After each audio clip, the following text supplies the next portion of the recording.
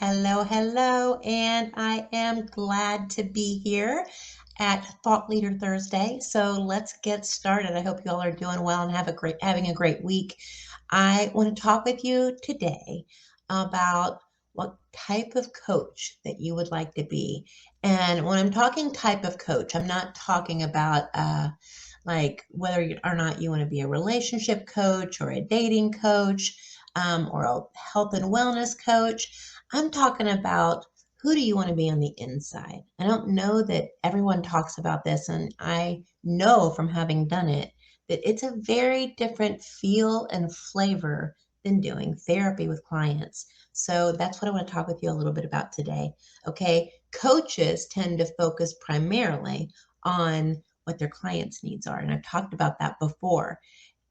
But one of the pieces that is key to helping your clients get their transformation is to make sure that you are where you need to be, all right, emotionally, making sure that you are in a solid place.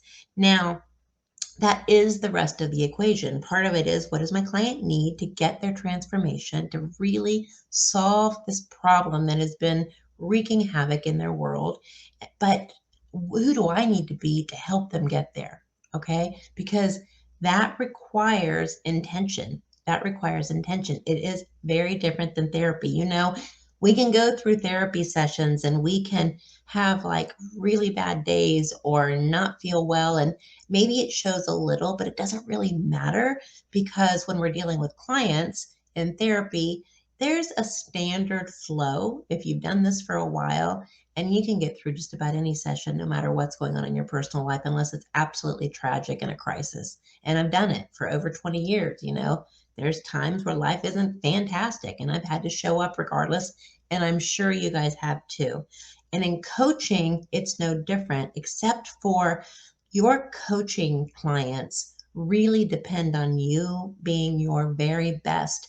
If you're going to inspire them and motivate them, you're taking therapy, you're forcing, I'm trying to help you understand it. So when you look at therapy, we're not focused on the past, but we are focused on taking those skills, polishing them, and adding to those skills so that we can help propel that client to the future and keep ourselves there too.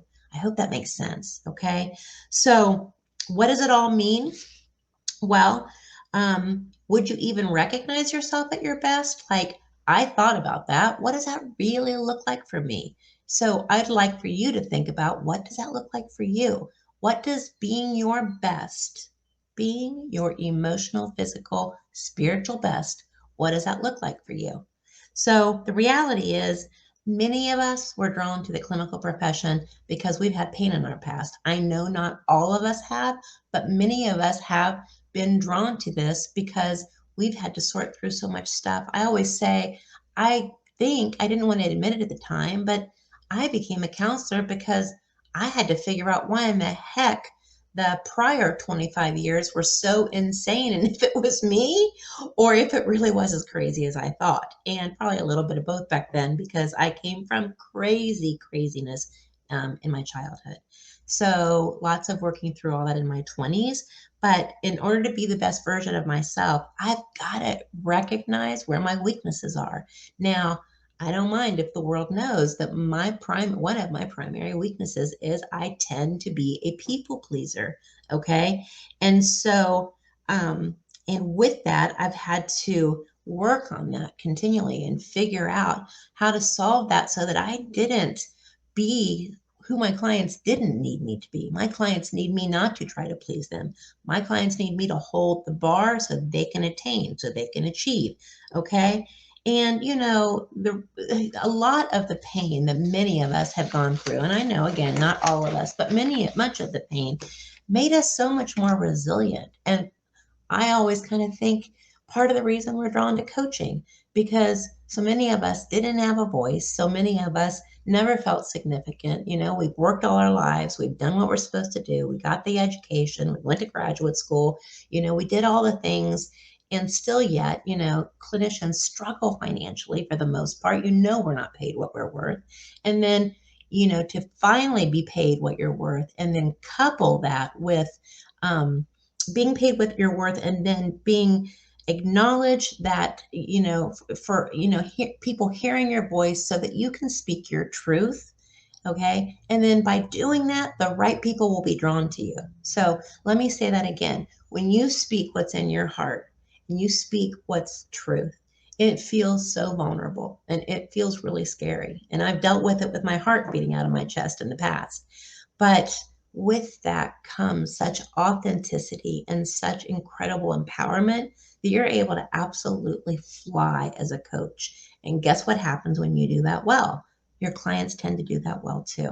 Okay. Because you're setting the bar. And that is how it's very different than therapy. All right. Coaching requires a willingness to get honest about your deepest insecurities because clients, yeah, now I don't suggest being open with your deepest insecurities to your clients. You need to have boundaries with that, and that is a business for you. But I really think somebody that a mentor or a coach, somebody that you really trust, has zero judgment, but really wants to help you work through things is who you need to be going to for those things. Okay. And not only get honest with your clients, but also get to, show them that being vulnerable isn't a bad thing. Being vulnerable with boundaries is definitely not a bad thing. All right. And then once you recognize, all right, these are my issues that I struggle with. And this is what I need to sort out and the clutter that I move out of the way to be the very best version of me and to be a solid, emotionally healthy, rockin' coach. Okay.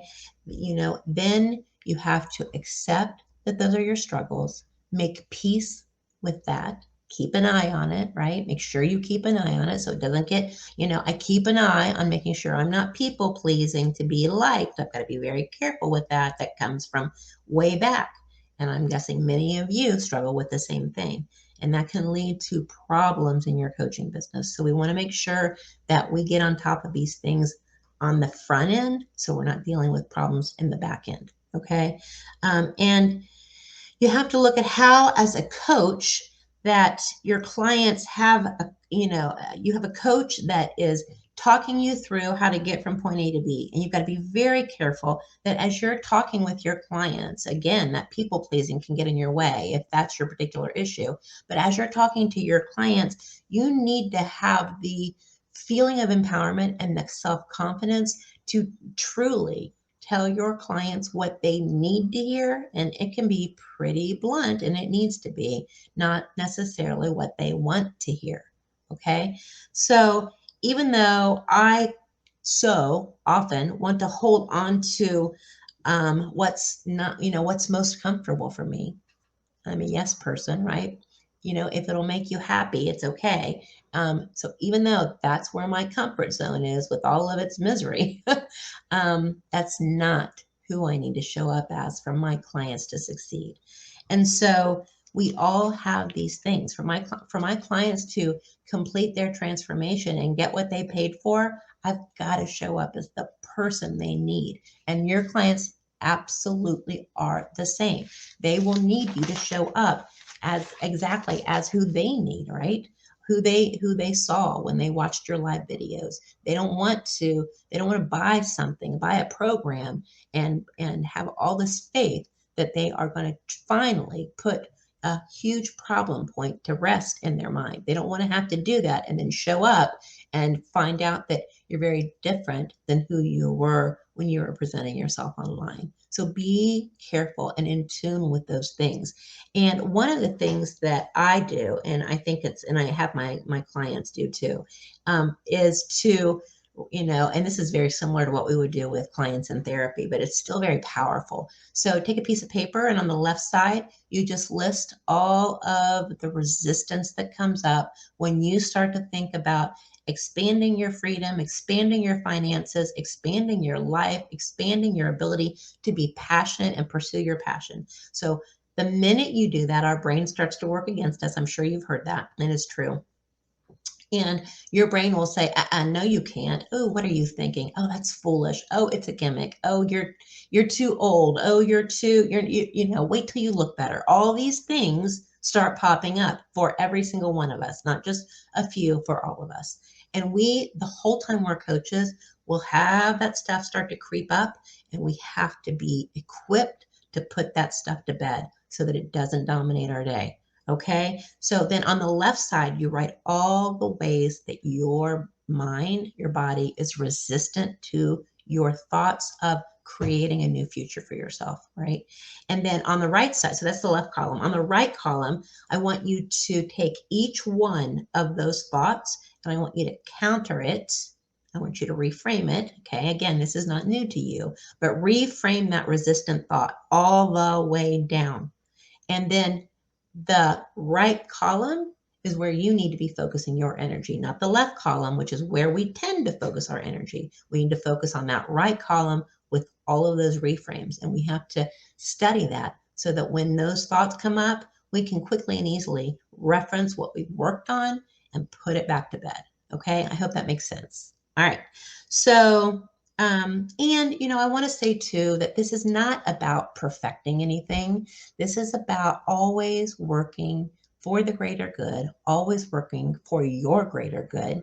All right. So, again, your voice can be heard. You can change people's lives with your support, with your opinion, with your genuine, heartfelt connection and direction. People will absolutely fall in love with you, and the right ones really will come to you. I promise, if that's who you present.